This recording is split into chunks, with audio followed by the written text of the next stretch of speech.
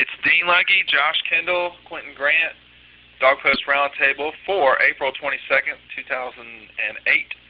Gentlemen, as we see the intro here, big week for Georgia commitment.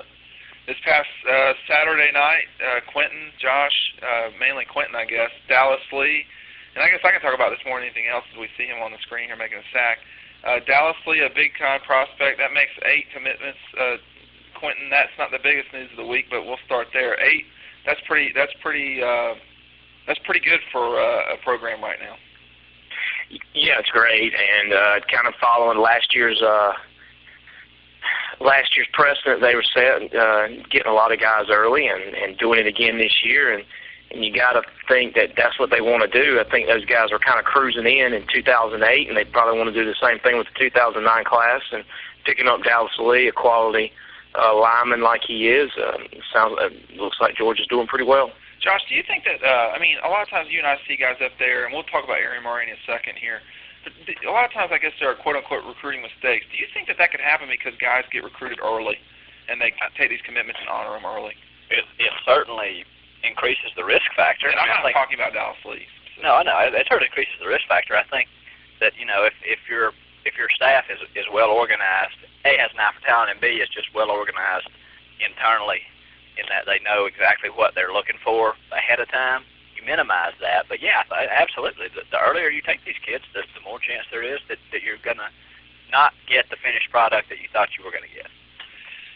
There is a press conference on Thursday in Tampa for Aaron Murray. Josh, if I were to tell you the best quarterback in Florida was going to Georgia, what would that mean to you? Would it mean Georgia's doing well? I think that's a very big deal. I mean, I looked into this kid at DawgPost earlier today, and I think that's a huge deal. Even if he never plays it down, I agree. Totally. It kind of pokes a stick at Urban Meyer and establishes Georgia, maybe for the first time I can remember, as officially having a leg up on the Gators. I mean, now the Gators aren't far removed from national championship. Let's remember that. But Georgia won last year in convincing fashion. If they get this kid, I mean, that might constitute a little momentum, which they haven't had in a long time. And those are probably the two teams that are fighting for national dominance in the South. Who's going to be the team of the South? Who's going to be on the commentators' lips? Is it Georgia or Florida? And Georgia has a chance to take that away.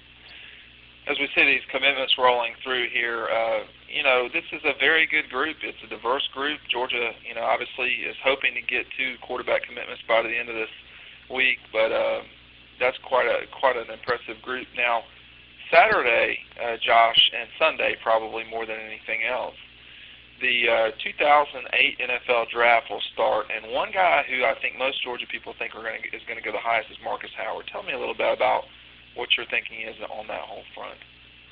I think that he put himself in great position. He did exactly what you wanted. He finished strong on the field with 3 sacks against Hawaii. Now, guys will look at that tape and see the kind of competition he was going up against. None of those Hawaii offensive linemen, particularly those slow, cement-footed tackles, are going to play in the NFL. But he did have a good game. He was productive. He ran the fastest time of any defensive end or linebacker at the NFL Combine, which is impressive. And, you've seen in recent years some guys his size play defensive end in the NFL. The kid from Syracuse, whose name all of a sudden is escaping me, Freeney, who plays for the Colts. I mean, I think you've seen some of that, and getting pressure on the quarterback is such a premium. I think Marcus really helped himself. I don't think he'll go in the first 3 rounds, but I think he went from maybe an undrafted guy to a 4th rounder. I'll tell you what, Marcus Howard went from being a linebacker, a guy that most people didn't even think about, and we're watching him, sack Tim Tebow here. It seemed like he was all over Tebow that day, but it's just one of those days where, gosh, he was tough, and I agree with you, he really made a lot of money at that Sugar Bowl. Thomas Brown, Quentin, if there's a guy that I would be considered a kind of a value guy, or maybe a guy where you'd go into a store and get a coupon and use it on a guy, that would be Thomas Brown. 5th, 6th, 7th round guy. You could use him on special teams. He's proven that he can run the ball. What do you think about Thomas from your perspective, Quentin? Well, out of these 3 guys, I think you'd say that he'll definitely make a team. I don't think there's any doubt about it, because he'll definitely play special teams for somebody. And he's got that knack on special teams. He can play anywhere on any of the special teams. He'll probably play on all of them for some team, whoever drafts him. So I would be willing to bet that Thomas makes a team. Plus, he's unselfish. He's all those things you really want. And you could also see him falling into maybe that third down back type of role too, where he actually gets on the field in those types of situations. So I really would be surprised if he does not make an NFL squad next year. And just watching some of these clips and some of these pictures of Thomas, and I've shot Thomas now forever.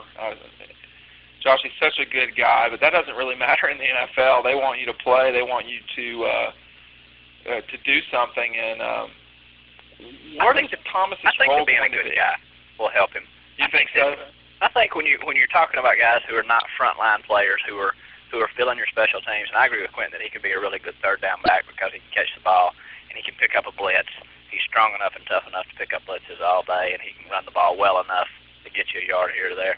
But when you're talking about backline guys, I mean, you don't want your backline guys to be problems. So I would think if you've got a guy who's number 50 on the roster or number 52 on the roster, you don't want him making any trouble. So you might as well go with the guy who you feel like is a really solid citizen who's going to help you in the community. So I think that could help him out. Well, don't you think, Josh, that Thomas is a guy that is unquestionably going to play special teams when he makes one of these teams? I mean, he's a gunner all the way, isn't he? Yeah, absolutely. I think that could be his work ethic will put him on an NFL roster, and if he finds the right spot, he could have a nice NFL career, 5-6 years, enough to put a good bit of money in his pocket. I'll tell you what, I really love Thomas. I've known him for some time now, and he really had a good day against Georgia Tech. I'm watching this thing as we're talking about it, and he had one heck of a day against Georgia Tech in 2007. That was against one tough rush defense, or it seemed pretty rough at the time. Just 1 second here, Quentin.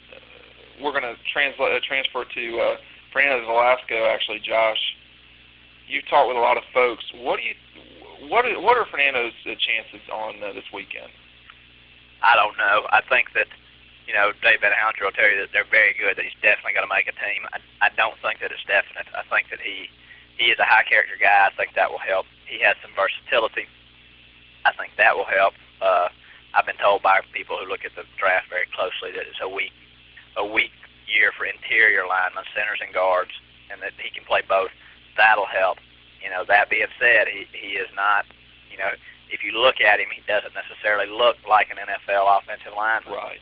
I think that he has got an uphill battle. I think he'll have to find the exact right spot, and he might be a guy who's better off not getting drafted, who can pick his spot a little more than just being thrown into a random situation. Well, next week, guys, we'll look into the impacts of the class of 2008. But for this week, that is the Roundtable on DawgPost.